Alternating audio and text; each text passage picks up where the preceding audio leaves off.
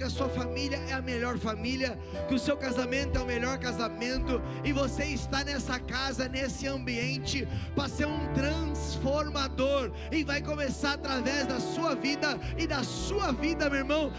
Meu irmão, os discípulos vão ser formados dentro de casa, vai ter transformação, vai ter renúncia, vai ter vinho novo, vai ter alegria do Senhor nesse lar. Tudo começa através de um, e você é o escolhido para fazer a diferença na sua família, porque o seu primeiro ministério começa primeiro dentro da sua casa. Você pode aplaudir a Jesus bem forte. Sem perder tempo, Pastor Jonas, mais uma vez, vem para cá. Culto 2, levanta as mãos e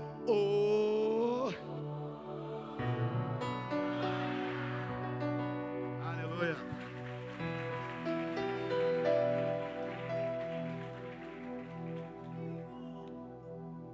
Que fazem. Pai, muito obrigado, Senhor, por essa comunhão. Muito obrigado por esse tempo. Muito obrigado por estarmos novamente neste lugar chamado casa de oração, casa de adoração, casa de paternidade, casa de cura, casa de libertação, casa de restauração de sonhos, casa de restauração de famílias, casa de restauração da sociedade, dos bairros, das famílias. Pai, muito obrigado, Senhor.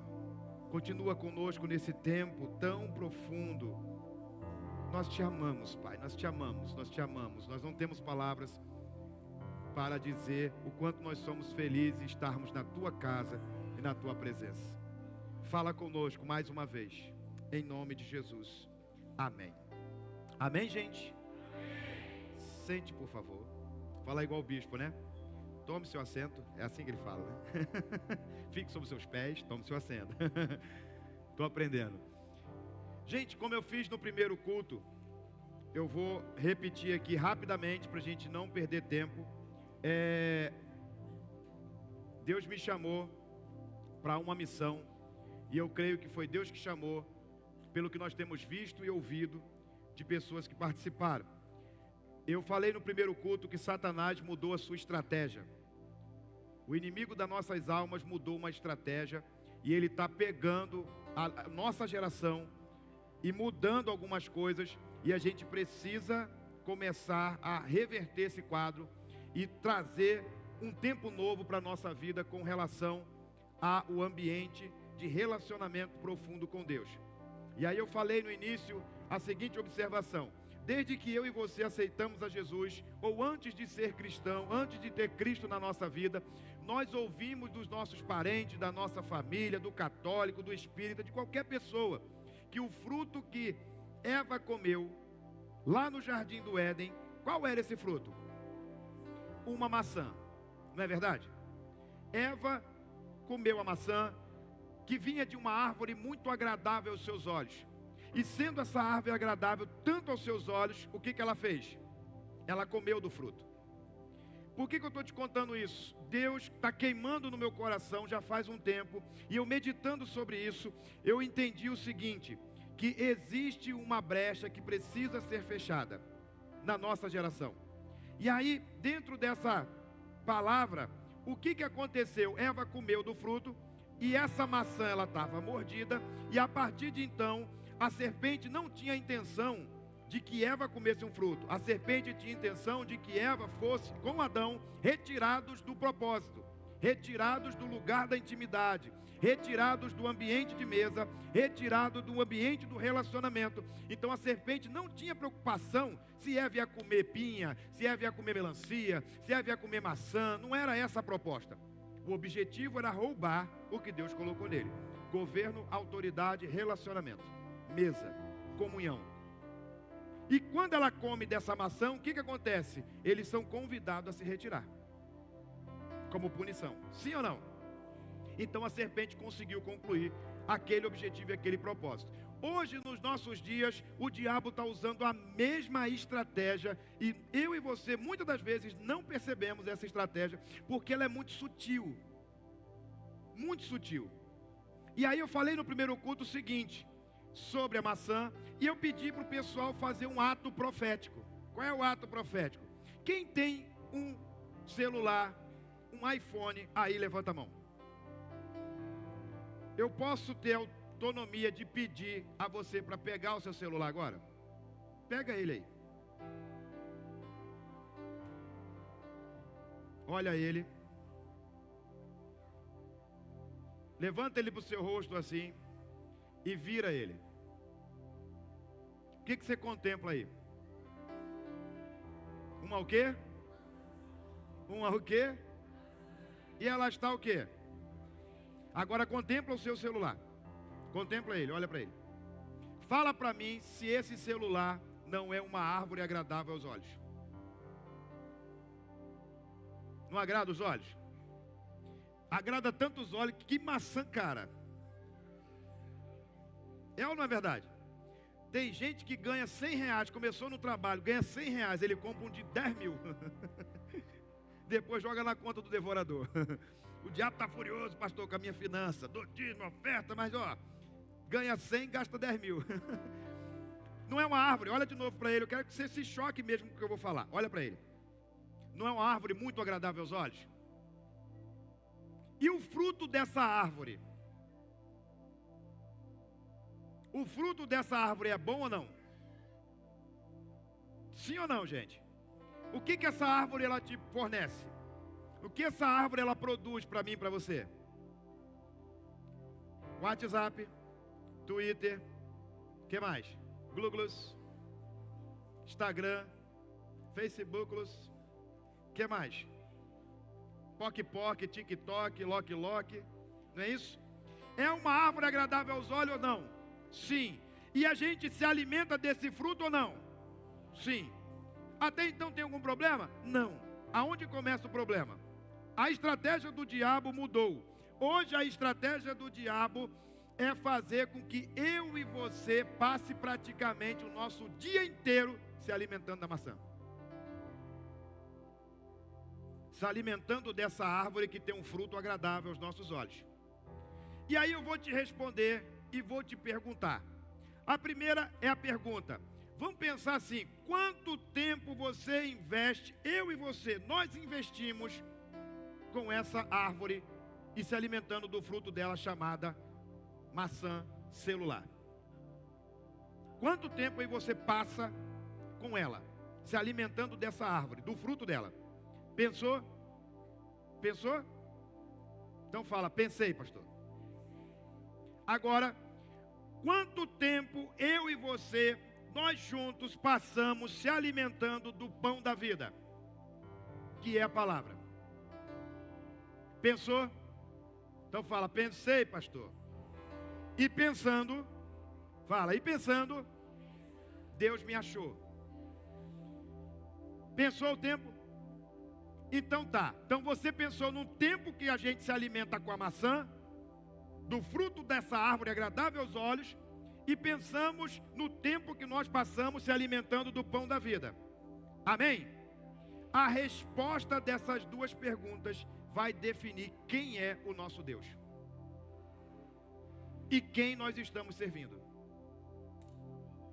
Se eu e você passar muito tempo com a maçã, se alimentando dessa árvore, do entretenimento, o que vai acontecer? Essa árvore, agradável aos olhos, será o nosso discipulador e será o nosso Deus. Se eu passo muito tempo me alimentando da palavra, comendo do pão da vida, que é a Bíblia, se alimentando de Jesus, quem vai ser o meu Senhor? Deus. A palavra vai me nortear, a palavra vai trazer equilíbrio, a palavra vai curar. Não diz assim no texto, ó, e conhecereis e se alimentareis da maçã, e a maçã vos libertará. Está escrito isso?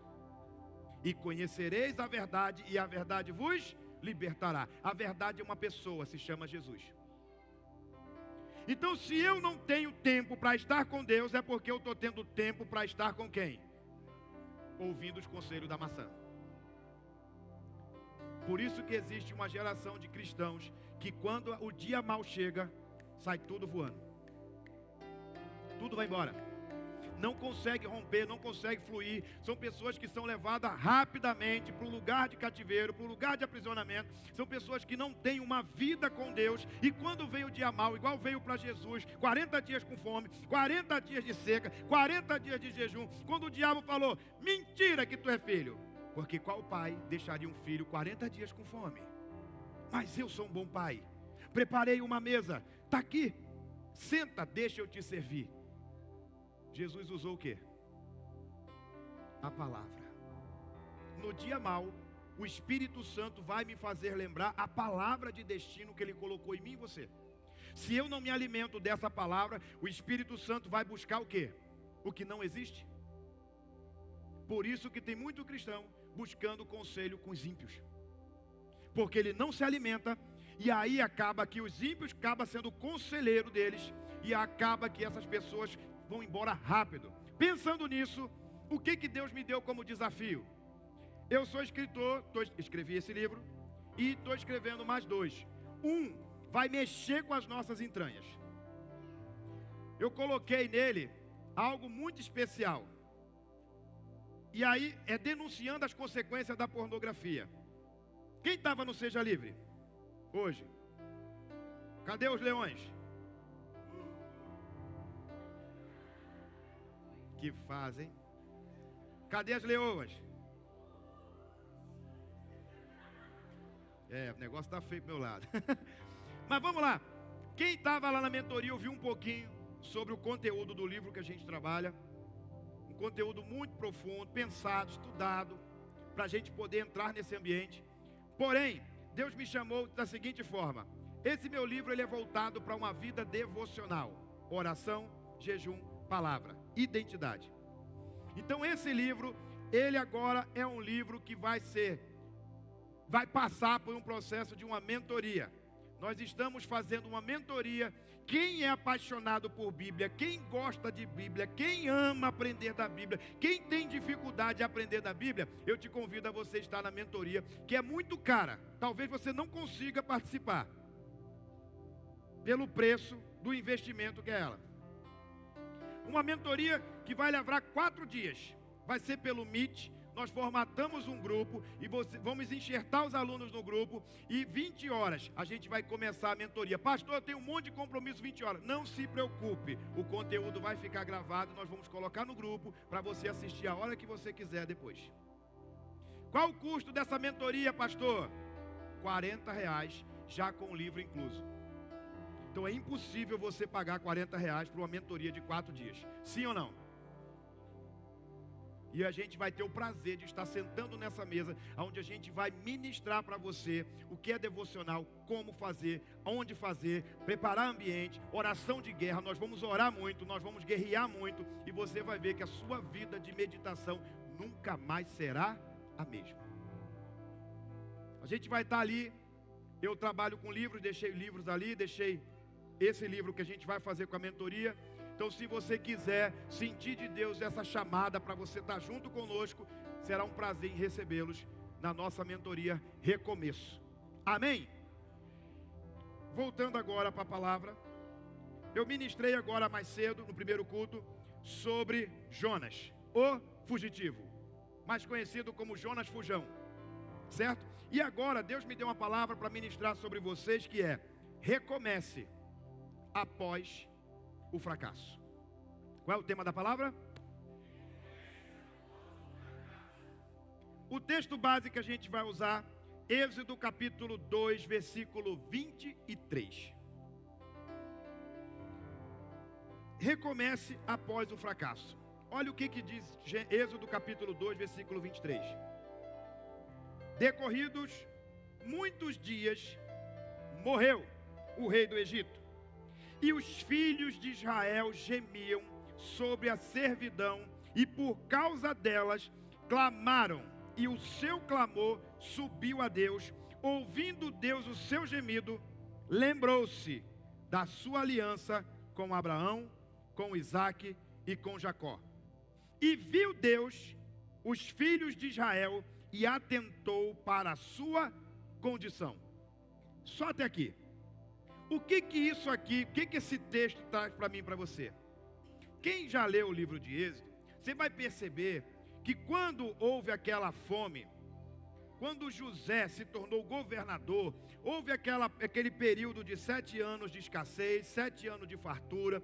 Quando José começou a armazenar toda a comida no Egito, quando José começou a armazenar, estocar, guardar, para quando chegasse a escassez, ele se tornasse o celeiro para alimentar as nações, o que aconteceu? Ele trouxe a sua família para morar lá. Trazendo a sua família para morar, essa família se multiplicou. E multiplicou a tal ponto que José morreu, os parentes morreram, eles foram se multiplicando, Faraó morreu, só que não deixaram um legado.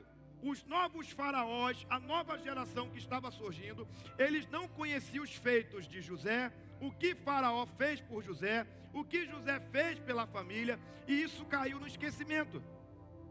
Surgiu agora um novo faraó, e esse faraó, quando faz um mapeamento e percebe que o povo israelense, que os israelitas, que os judeus estavam crescendo muito, eles tiveram medo. Cara, se vier um exército inimigo lutar contra nós, o que vai acontecer? Se esse povo de Israel se juntar com esse grupo, nós estamos aniquilados. O que é que eles fizeram? Começaram a botar o povo para trabalhar. Começaram a apertar o processo de escravidão. Começaram a oprimir o povo. Mas oprimir mesmo. E o povo estava sendo oprimido, escravizado, sem entender o que estava acontecendo, mas tinha toda uma manipulação de Faraó com seus soldados, com seus agentes, para justamente escravizar o povo, para que eles não pudessem ter tempo de pensar em fugir ou se rebelar. Então tome trabalho, tome trabalho, tome trabalho. Vocês não podem, vocês não conseguem, tome trabalho, escravidão, opressão. E aí, Faraó morre. Quando o Faraó morre, eles suspiram. Acabou a opressão. E aí eles vão para Deus. E essa é a oração deles. Os filhos de Israel gemiam. O que é gemer, irmão? Sobre a servidão, e por causa dela clamaram ao Senhor. E o seu clamor subiu até Deus. Eu penso que os israelitas, que aquele povo que estava subjugado à escravidão, eles fizeram algo. Eles fizeram uma oração, mas uma oração do fundo do seu espírito, que tocou Deus, que movimentou o coração de Deus, que fez Deus se levantar do trono e falar: peraí, sou eu, é comigo agora, é comigo agora, eu vou resolver isso. Só que antes de Deus agir, o texto fala que Deus se atentou para a condição de quem? Deles. E olha qual era a condição deles. A primeira condição, escravos. A segunda condição, humilhados. A terceira condição, estavam em grande perigo. A quarta condição, viviam com medo e ansiedade. A quinta condição, gemiam sobre a dura servidão. E por causa desse sofrimento, eles clamaram a Deus. E uma pergunta que eu me fiz meditando nesse texto. A pergunta é: por que não clamavam ou não clamaram antes do processo da escravidão? Dá a entender que essa cultura do relacionamento com Deus, eles não tinham essa intimidade. E isso tem muito a ver comigo e com você. Geralmente a gente só clama a Deus do fundo do nosso espírito quando a gente está lá no bosque, lá no fundo do poço. Casamento acabou, casamento está pelo fio do meu cabelo, e olha que não tem muito. Quando as coisas estão muito apertadas, quando você não consegue encontrar saída, quando você olha e fala assim: acabou, aí nós vamos levantar o nosso altar de adoração a Deus. Então, quando as coisas estão funcionando, vida financeira está bem, casamento está bem, vida conjugal está bem, os filhos estão bem, a gente não mantém esse estilo de vida, de meditação. E pasmem vocês, as maiores quedas que nós sofremos é quando nós estamos bem. Porque a gente abaixa a guarda. Quando a gente está no processo da guerra, nós estamos jejum, oração, palavra, vambora. Não, eu estou fraco, eu não consigo. Não, nós vamos conseguir, eu estou com você. Vamos orar, campanha de oração, monte, vai, ora. Porque nós estamos em guerra. Acabou a guerra, o que a gente faz? Relaxa. E aí o inimigo entra. Porque a gente baixa a guarda. Então no momento, presta bem atenção. No momento da fartura, é onde a gente, quando está tudo andando bem, é aí que a gente precisa aumentar ainda mais o nosso fluxo de oração, de jejum e de palavra. Porque é nesse momento que a gente baixa a guarda e o inimigo se infiltra. Muitos líderes, Davi é um. Estava tudo indo muito bem, os homens na guerra vencendo tudo, resolvendo o problema. O que Davi fez? Foi descansar. O que aconteceu no descanso? Você já sabe a história. Então quando eu estou vendo que está tudo funcionando, que está tudo bem, eu preciso me preocupar e falar: Deus, eu dependo mais do Senhor. Eu preciso descer mais, eu preciso cavar mais, eu preciso encontrar mais o Senhor.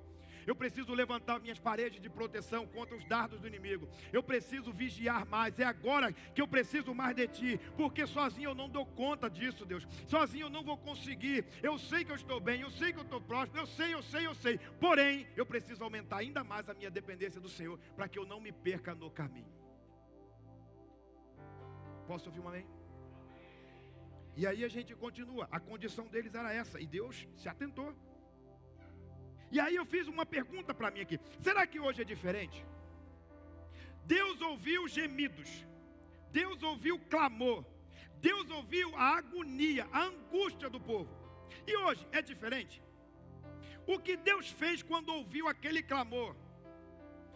Qual foi a resposta de Deus? Eu penso que Deus desceu como um pai, atentando o estado dos seus filhos, o estado que ele se encontrava. Fico pensando no desespero de Deus para libertar os seus filhos das garras de Faraó. Hoje não é diferente. Como nos encontramos hoje? Como nos encontramos nesse dia? Se sair de dentro de nós um clamor do Espírito, ele desce rasgando os céus na velocidade da luz para socorrer eu, você e a nossa casa. Foi o que ele fez. Ele é pai, ele ama o seu filho. E quando o nosso clamor, quando o nosso louvor rasga os céus e chega lá, irmão, pode ter certeza que o nosso pai, o general de guerra, vem. E não tem capeta que fica na frente, não tem depressão que fica na frente, não tem angústia que fica na frente. Sabe por quê? Porque o pai veio socorrer o seu filho. Deus se atentou para a situação deles. E hoje não é diferente. O problema é que nós não temos a intensidade da oração que eles tinham lá. Qual é a nossa condição hoje? Como líderes? Qual é a nossa condição hoje como obreiros? Qual é a nossa condição hoje como pastores? Qual é a nossa condição? Será que preciso recomeçar a minha vida voltando a viver uma vida completamente em dependência de Deus? Será que eu fracassei justamente porque eu parei de acreditar em Deus, eu parei de confiar em Deus, eu comecei a acreditar e confiar nas coisas que eu tenho, que eu possuo, que eu posso, as coisas palpáveis? Ou eu confio na soberania do meu Deus? E se você fala assim: Deus, eu confio no Senhor, Ele vai tirar as muletas que você se encosta nela. Porque se tirar a muleta e você for continuar dependendo dEle, aí sim você confia. Depender de Deus é você pisar sem ver o chão, dia após dia. Depender de Deus é quando você olha ali e pensa que é um fantasma, e você está no mar, nós estamos no mar, e quando a gente olha, é um fantasma. Não, é Jesus, mas sobre as águas. E Ele fala: vem, e eu vou. Muitos falam de Pedro. Pedro caiu, Pedro andou, Pedro ia afundar. Sim, mas foi o único que teve coragem de ir. Foi o único. Foi o único que acreditou na palavra: vem. E Pedro andou sobre? Pedro andou sobre a palavra. vem. Pedro não andou sobre as águas. Pedro andou sobre o vem. Está disposto a andar sobre o vem? Está disposto a recomeçar a sua vida no vem?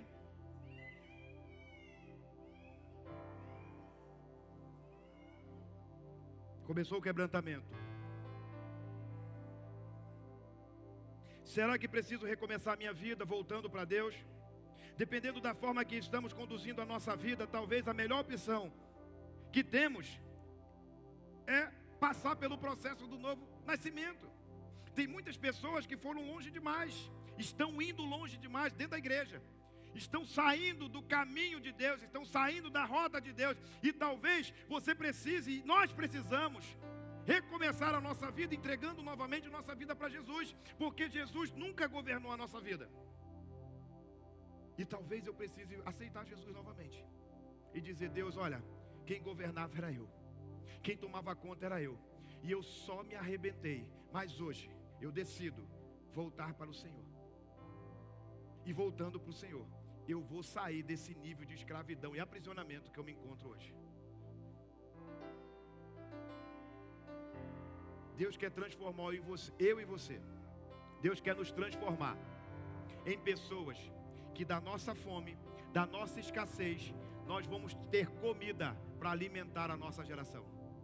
Ninguém acreditava em José, somente Deus e ele. Por isso que ele não negociava princípios. E um dia ele foi vendido como escravo, e como escravo ele talvez nunca sonhou em ser o responsável por alimentar a sua geração e as nações.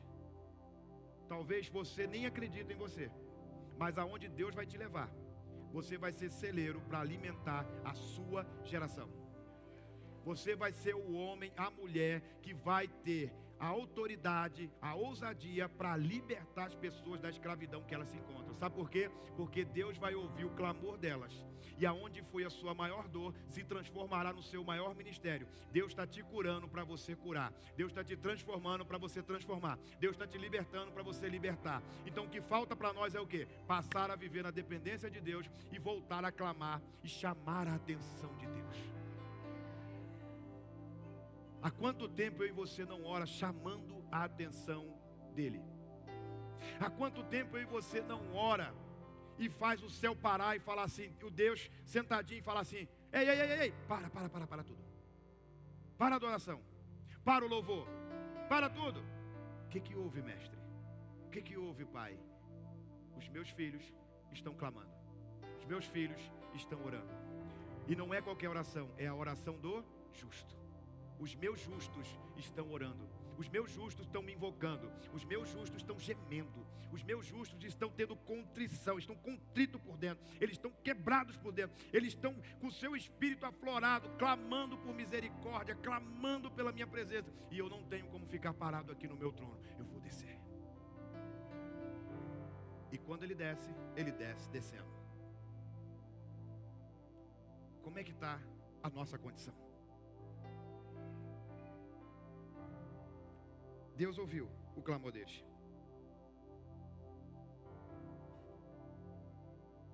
Será que preciso recomeçar minha vida voltando para Deus? Dependendo da forma que estamos conduzindo, precisamos voltar para Ele. Isso exige de nós o que? Humildade, quebrantamento. Ele está procurando por pessoas aprovadas, que manejam bem a sua palavra de dentro para fora. Pessoas que não querem se apresentar para homens, pessoas que não querem competir com homens, pessoas que é aprovada por Ele. Para Ele. Não se preocupe em chamar a atenção de ninguém.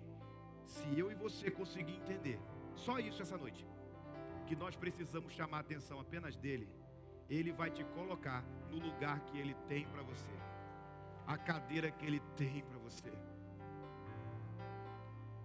Eu sinto no meu espírito que Deus está ministrando sobre essa igreja, nesse tempo agora, nesse segundo culto, uma unção que vai libertar pessoas da sua escravidão. Você é o agente que Deus levantou nessa noite para libertar a sua geração da escassez, da fome, do aprisionamento, das correntes que elas mesmas entraram. Ele está procurando por pessoas aprovadas, que manejam bem a palavra da verdade, que não tem do que se vergonhar, que viva de fato uma intimidade profunda, de entrega, de renúncia, nascendo de novo, entregando a Deus tudo aquilo que Ele está pedindo. O que Deus está te pedindo que você não quer entregar? Não tente salvar aquilo que Deus quer que você perca, irmão. Você está lutando contra Deus. Acabou o tempo? O microfone começa assim, porque quando o microfone começa assim, eu já entendi o macete, a mídia já pedindo para acabar, que eu estou falando muito. Não ri não, para não dar confiança, irmão. Mas já está acabando. Será que preciso recomeçar a minha vida consertando o meu casamento? Quantas pessoas querem ser luz na vida das pessoas de fora, mas o casamento está arrebentado? Será que eu não preciso viver um recomeço em primeiro lugar no meu casamento? Olhar para minha esposa com um olhar de misericórdia, com compaixão e dizer: amor, me perdoa. Me perdoa pelo marido que eu fui, me perdoa pelo marido que eu estou sendo, me perdoa pelo sacerdote, me perdoa por transferir para você uma responsabilidade que é minha. Muitas pessoas estão se escondendo atrás de uma capa de religiosidade, não querem cuidar da sua família, mas querem apontar o caminho para a família do outro. Não! O primeiro a ser liberto, o primeiro a ser restaurado, o primeiro a sair da escravidão é quem? É a minha casa e a sua casa. Eu não posso levar ninguém no lugar que eu não fui. Então, maridos, presta bem atenção nesse manto de Alan Tubia que eu vou liberar sobre você. Cadê os maridos? Começou de novo, né? Não inventa não, é o ru, né? Os maridos, presta bem atenção.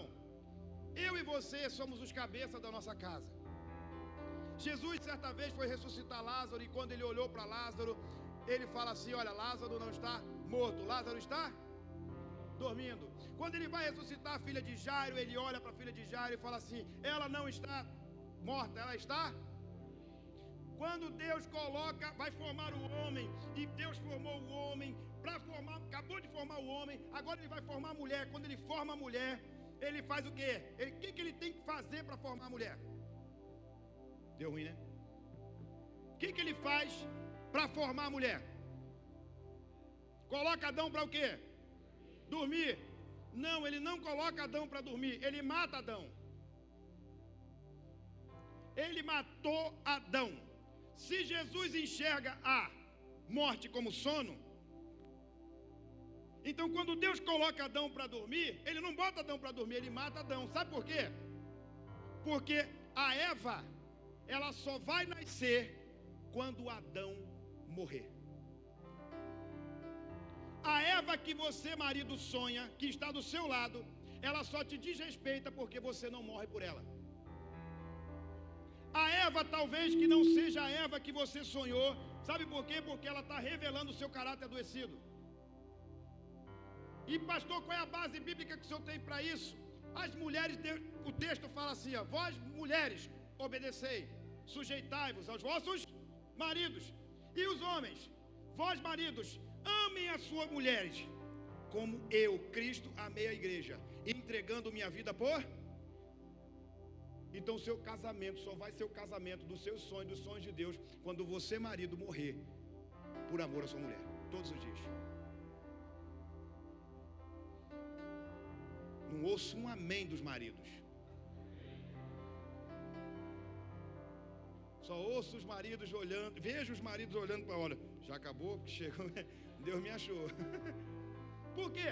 Porque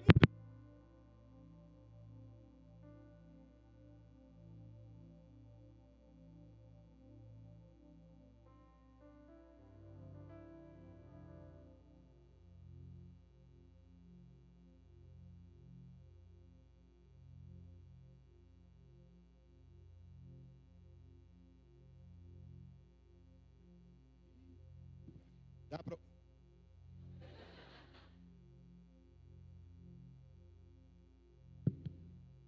Vai, não peques mais. Vai, não peques mais. Onde eu estava? Nos maridos, né? Batendo nos maridos. Mas Deus colocou em nós a responsabilidade de cuidar da nossa esposa. A costela que Deus tirou para formar Eva, ela estava exposta ou estava escondida? Escondida. Então eu e você, como marido, nós precisamos esconder as nossas esposas todos os dias. esconder os sentimentos dela, guardar os sentimentos dela, guardar a integridade dela, amar, ser marido de uma só mulher, porque foi uma só costela que ela foi formada. Então será que eu não preciso recomeçar minha vida restaurando minha aliança conjugal com a minha esposa? Graças a Deus vocês têm níveis de encontro aqui maravilhosos, que tratam o caráter, que trata. Aí vem eu de fora para tratar, para pisar nos caquinhos que sobrou. Porque muito de nós aprende no encontro a respeitar, a amar, a honrar. Você tem várias palavras liberadas sobre sua vida, mas muitas das vezes a gente esquece disso, passou o encontro, já começam os conflitos de novo. Então quando eu era menino, falava com o menino, logo que cresci, abandonei as coisas de menino. Marido, cresça, amadureça, respeite, ame, honre, cuide do seu jardim. Será que eu não preciso recomeçar minha vida consertando o meu casamento, meus relacionamentos?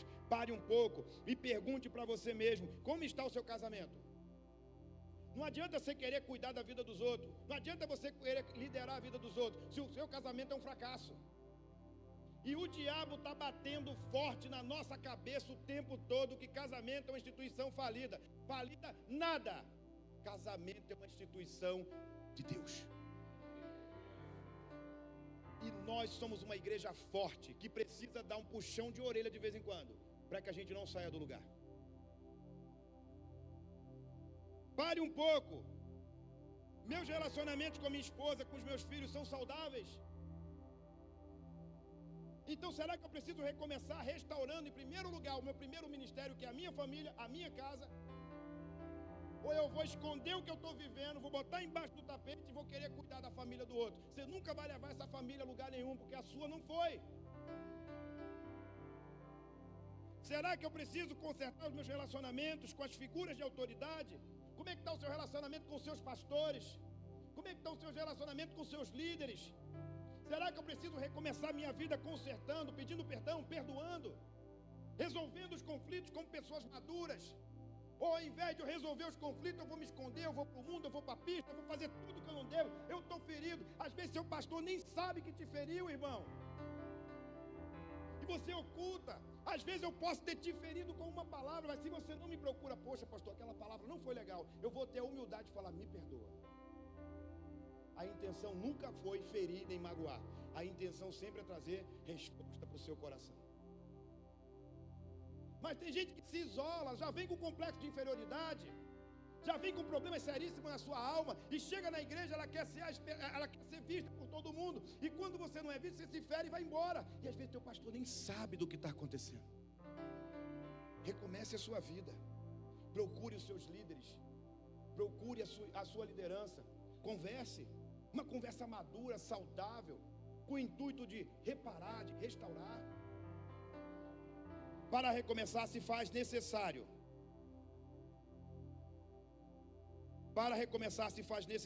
identificar as feridas que estão nos prendendo a sentimentos de mágoa, culpa, dor, trauma e etc. Não existe a possibilidade de eu recomeçar a minha vida sem mexer com isso aqui. E o início do fracasso é esse aqui, Jeremias 2,13. Qual o início do fracasso do ser humano? Jeremias 2,13. O meu povo, você tem como projetar aí, Jeremias 2,13? É lá ou aqui? Tem? Já está, né? Vocês são bravos mesmo, viu? O meu povo cometeu 2 crimes. Na versão Almeida fala 2 males. Eles me abandonaram a mim, a fonte de água viva, e cavaram as suas próprias cisternas rotas, cisternas rachadas, que não retêm água. 2 males cometeu o meu povo. Qual o primeiro? Rejeição a Deus, abandono a Deus. Cavaram suas próprias cisternas, só que essas cisternas são rachadas. O que significa isso, pastor? Quando eu decido andar sem Deus, eu vou construir muros, eu vou construir casas, mas no mesmo processo que eu estou prosperando muito, isso vai se esvaziando, e chega uma hora que a cisterna está vazia. Eu vivo cheio de tudo, vazio de tudo e cheio do nada. Será que eu não preciso recomeçar a minha vida voltando para esse princípio? Qual é a área da sua vida, da nossa vida, que nós desistimos e tiramos da mão de Deus? Qual é a área que eu e você desistiu? Deus nos colocou algo, Deus nos presenteou com algo, com algum talento, e nós desistimos e devolvemos para Deus. E aí a pergunta: qual a área da sua vida você desistiu e tirou das mãos de Deus? Segunda pergunta: por que você desistiu? O que parou você? O que travou você? O que fez você desistir? O que te colocou nessa fornalha, nesse quarto escuro, chorando, depressivo? O que fez você desistir? Por que você desistiu? E o que levou você a desistir? O que Deus quer que eu entregue, que eu estou lutando com Deus para não entregar. E aqui, muitos de nós queremos a bênção de Deus. Muitos de nós queremos as promessas de Deus. Mas não vai haver promessa. Sabe por quê? Porque eu não entrego a Deus aquilo que Ele está me pedindo. Então, quando eu entrego tudo que Deus me pede, Ele me devolve tudo que Ele promete. Se eu e você está buscando em Deus, pedindo algo a Deus, e Deus não restituiu ainda, ou não devolveu ainda, é porque eu e você não entregou tudo aquilo que Ele promete. A gente não devolveu, perdão. Quando eu entrego tudo que Deus me pede, Ele me devolve tudo que Ele promete. A promessa de Deus só vai se cumprir na minha e na sua vida quando devolver para Deus tudo aquilo que Ele está me pedindo. Talvez você esteja se perguntando: pastor, tá bom, fracassei. E aí esse fracasso que nós vivemos, a gente pode parar e pensar assim, de fato eu sou um fracassado. Não, o fracasso não define a sua identidade. Primeiro ponto. Então é possível recomeçar minha vida após um fracasso? Sim. Deus escolheu Noé para recomeçar a história da humanidade. Deus é um Deus de recomeço. Deus não tem problema que a gente recomece a nossa vida. O problema é que eu e você muitas das vezes tentamos recomeçar da nossa forma e não da forma de Deus. Então é possível recomeçar a minha vida? Sim, claro. O fracasso ou insucesso é apenas uma oportunidade de um recomeço, porém com mais maturidade. Recomeçar requer atitude diferente para conquistar os sonhos e objetivos. Para que eu possa recomeçar a minha vida, eu preciso identificar onde eu fracassei. E o fracasso, ele é apenas o quê? O fracasso ou insucesso é sempre uma oportunidade para que eu possa refletir e pensar o seguinte: se eu tivesse insistido um pouquinho mais, eu teria conseguido. O que o fracasso está dizendo para mim e para você?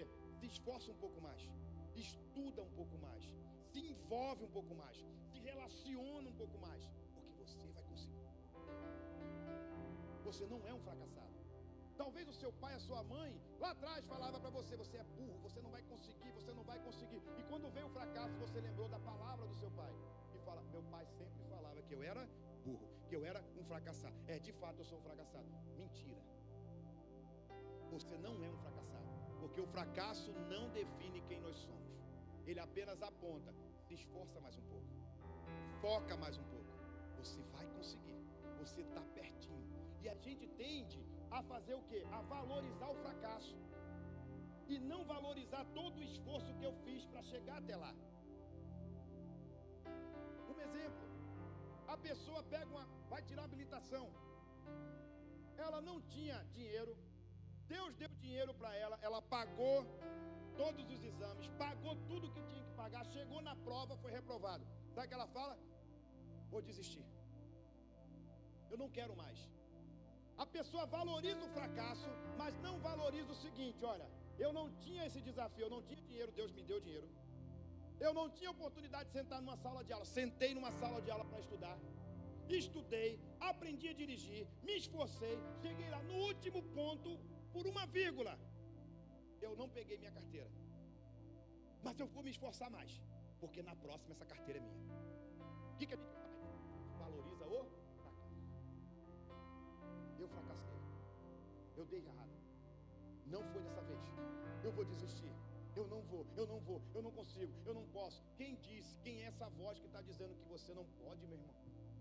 Para de valorizar a crise, para de valorizar o fracasso, passa a observar o esforço, passa a observar as conquistas que você teve até chegar lá. Foca. Quem se antecipa, irmão, governa. Passe a antecipar e governe na sua geração. Posso ouvir um amém?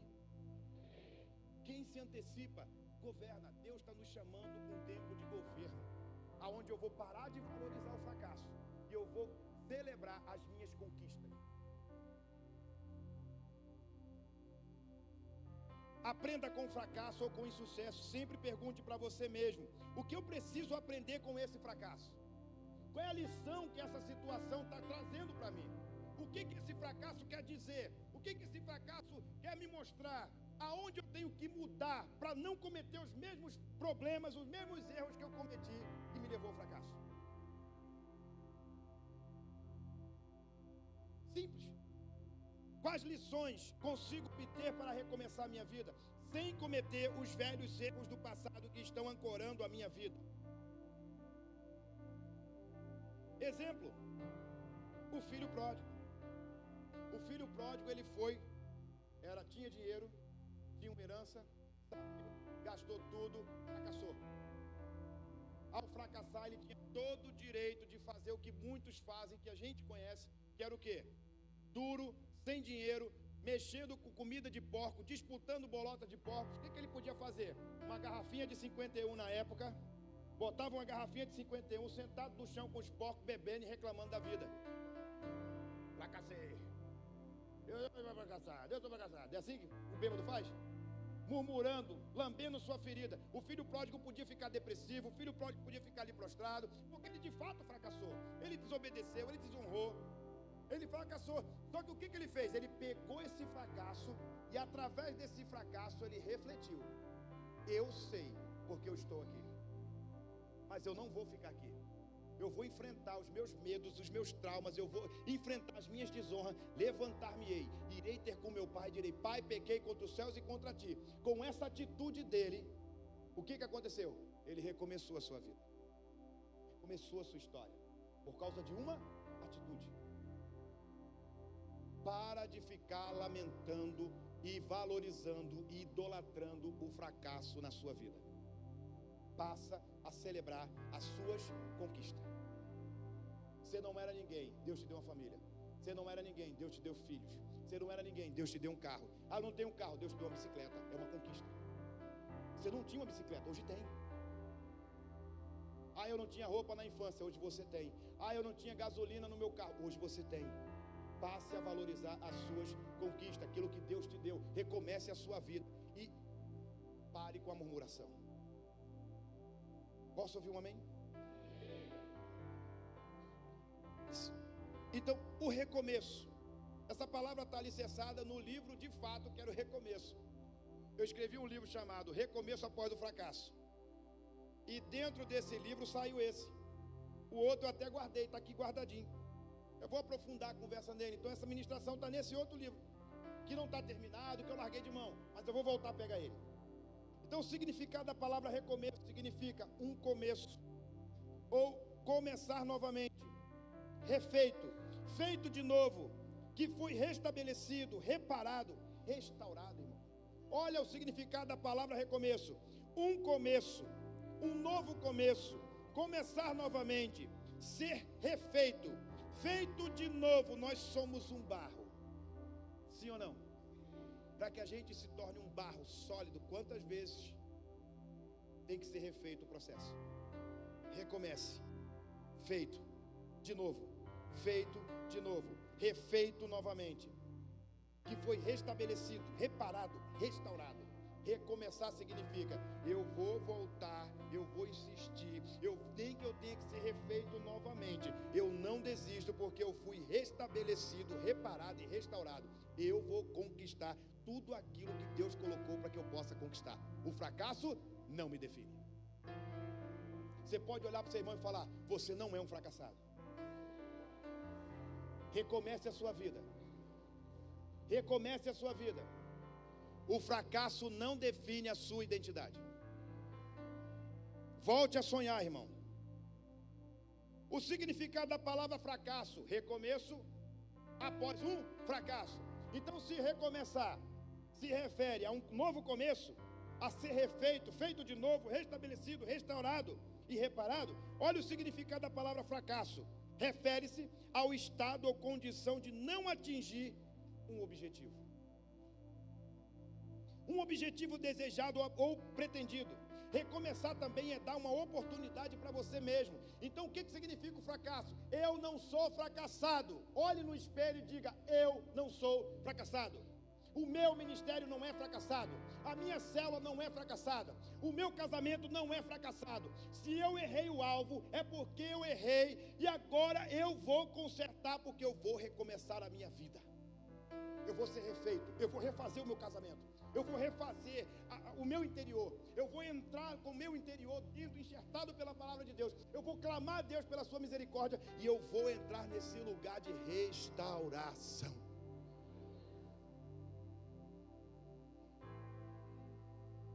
Porque ocorreu uma falha no processo, não pense que você é um fracassado e que tudo está acabado. Pense sempre que as provas existem para nos promover para um nível maior, irmão. Quando sou reprovado, existe sempre uma nova oportunidade para fazer diferente, passando pela prova novamente, porém, sem cometer os velhos erros. Não existe recomeço sem humildade, transparência e renúncia. Estamos na metade da ministração. E o tempo já foi. Fica de pé, irmão. Já 10:09, eu estou aqui, olhei agora. Uma próxima oportunidade eu continuo de onde eu parei. Amém? Recomeçar é começar de novo. Presta atenção nisso aqui.